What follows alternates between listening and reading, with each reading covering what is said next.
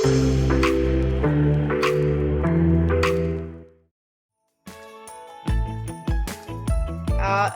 I think next would be, what would be, say, certain exercises, or what is the general way to cure DR, and is there any medication, or is it purely through exercise and workouts? How is it done? Yeah. So, diastasis involves muscles, and for muscles, we need to do some kind of exercises.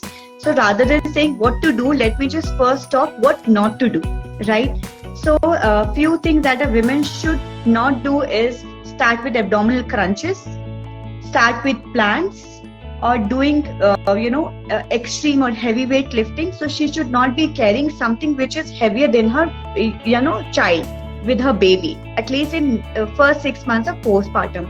So because anytime when you do these activities, there is increased pressure in the belly muscles, and then it leads to more separation.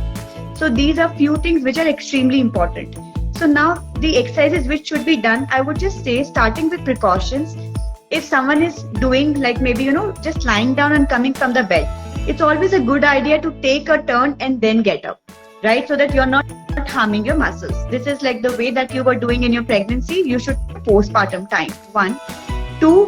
If you want to do certain exercises, please make initial assessment done by someone who is a specialist. Third thing, to do something called as deep breathing exercises, where we are also doing a contraction of a core muscle, because the idea is to strengthen our core muscles so that the muscles can help the other part of superficial muscles to come closer to each other.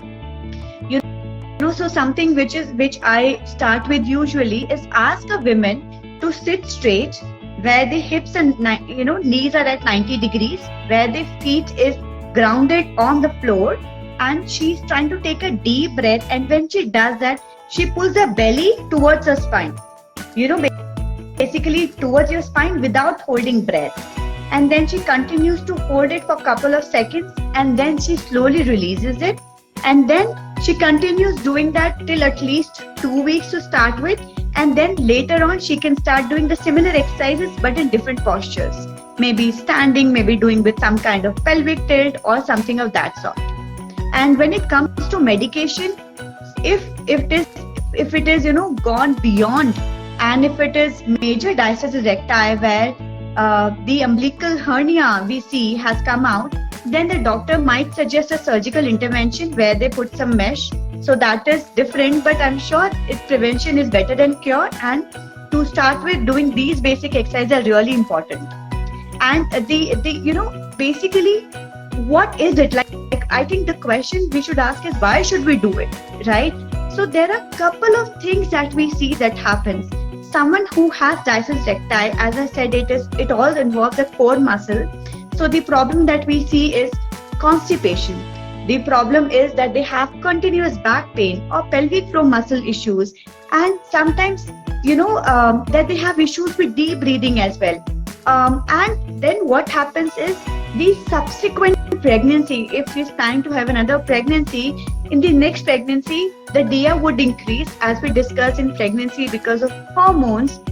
The linea alba, because of the hormone, it give even more space. So the most complication that may happen during subsequent pregnancy is because now the baby is free. There is nothing which is holding that baby. The muscles aren't working anymore. So the baby continues to move, from one side to the other. So they are either one time they are head up, and sometime because they are even head down, or maybe a transverse position. So that is something which I have seen multiple times, especially to those women who have either lesser, gap between the two pregnancies, or someone who has not exercised or exercised not in a corrective way, and that led to increased space already before she conceived. And now when she is conceived, it has given even more space. Now the baby is just like, swimming in a big ocean where there is nothing which is holding it up. So they just continue to change position, and this might lead to very high chances of C-section.